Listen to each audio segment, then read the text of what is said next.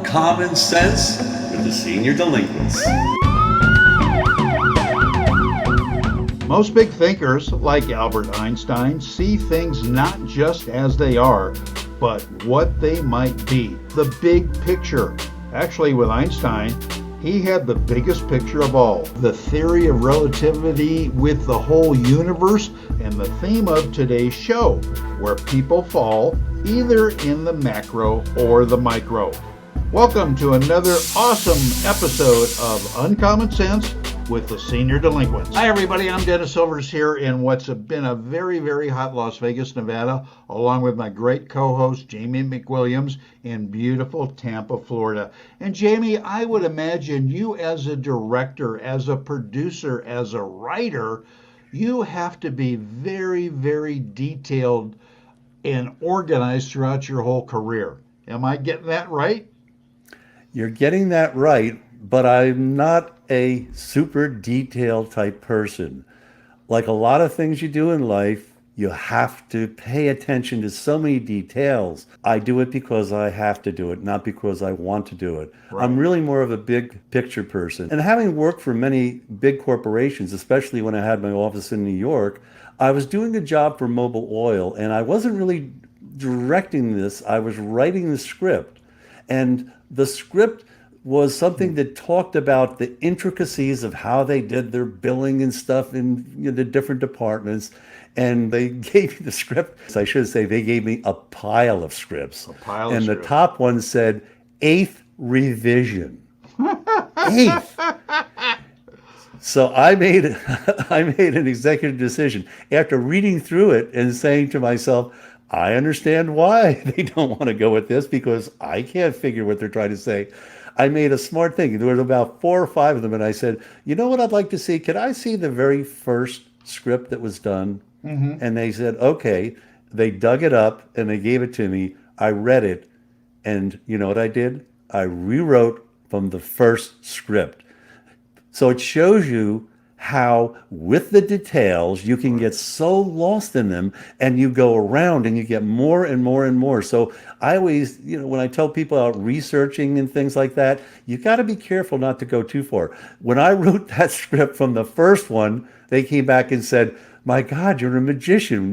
People have struggled with it. Wow. And let me tell you, in the corporate world in New York City, where Mobil is located, how many thousands of dollars did they spend to just spin their wheels? Right. How about you, Dennis? Are you a kind of a big picture guy, or are you a detail-oriented person? Well, let me ask you, I'll tell you from personal experience in the workplace, and as you know, there are different kinds of bosses, and I once worked, after I got out of college, for a company where the management was really kind of macro.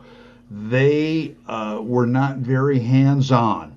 They trusted the people that work for them, the department heads, to make their decision, Jamie, as long as it generally fell within the company philosophy. Employees liked that because they thought they were being a part of the decisions of running that store. They didn't want somebody looking over their shoulder constantly. In that environment, you probably got along with your boss. I did very much so. They wouldn't have meetings every other day. They wouldn't be asking for reports. If you think this is going to work, go for it. If it doesn't work, we can always change that. And I think that's a great type of atmosphere to work in.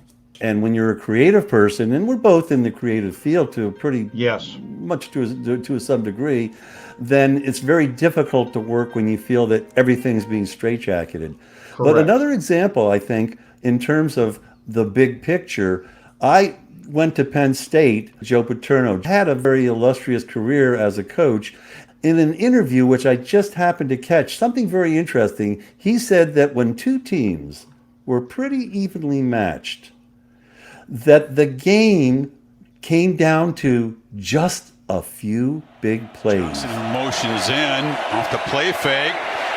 Launch downfield, has a man wide open, DeAndre Lambert-Smith, Penn State's second long-distance lightning strike. Now think about it. When you look at football with all the different players, all the different positions, and how they coach and how they practice and practice and practice, Yet Joe Paterno realized that when both teams were at that level, it really came down to that big picture, just one or two things that really make a difference.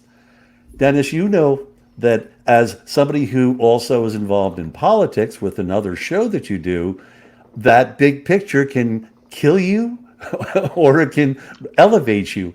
Maybe you can give your reflections on that. Jamie, you are so right, and you and I both love politics. We like talking about it, but as you know, with politicians, they have speechwriters, they have staff, they have campaign managers, and they have to be very, very careful. They are micromanaged as far as the type of message they're getting out, to make sure that they are fact checked, to make sure that they are politically correct, and they are under a real microscope from a lot of people. And this has to do with imaging, of course, as you know. And I think that's really the personification of being micromanaged. Well, you know, one of the great examples, remember, and he's a current senator, Tim Kaine, Virginia, he was a very viable candidate.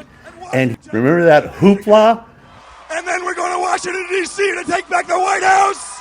Yeah! Big things are noticed, and Totally. and also you live in Las Vegas, where when you look at the big picture of Vegas from humble beginnings, even though the basic theme has maintained itself in terms of glitz, glamour, entertainment, how that's come about and how it's expanded, that's pretty big picture. And again, it seems like it comes down to some visionaries really looking at that.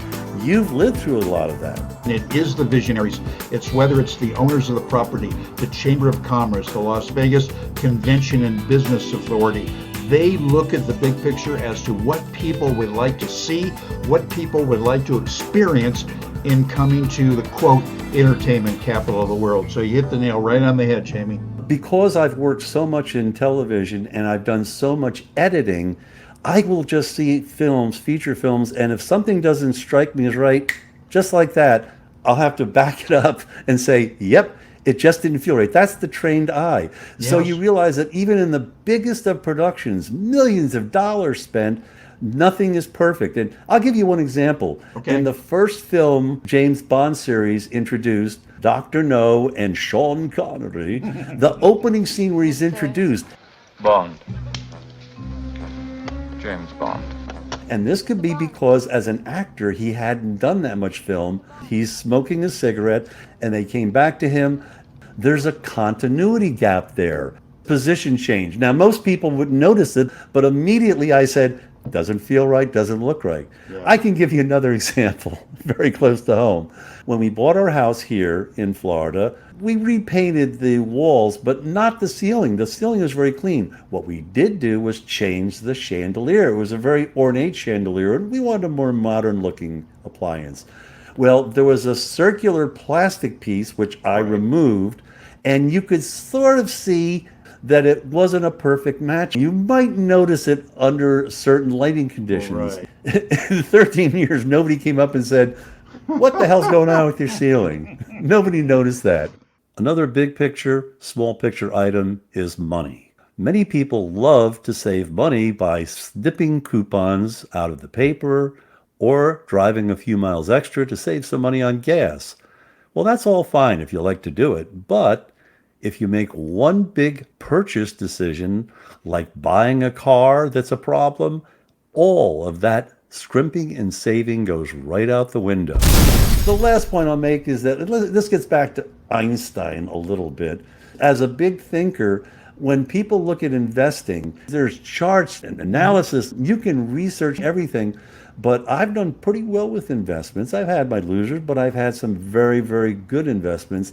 But it was never based on minutely dissecting every bit of financial knowledge that I could find. It was based on recognizing a trend and saying, this is where the market is going, this is what people will be getting, and if they have a good product, it's going to be a good investment. Absolutely. So you don't have to be a genius, No. you just have to be somebody who can recognize where things are going. Tell you what's good. Make sure you check each and every show out. on our website, seniordelinquents.com. You can catch us on Facebook. You can catch us on YouTube. So make sure you keep up with us each and every week on the Senior Delinquents. And Dennis, I know that you've made fun of me in the past in terms of some of my ideas. I've worked in medical for a number of years doing all sorts of programming. In medical trials, you know what a placebo is? Yes.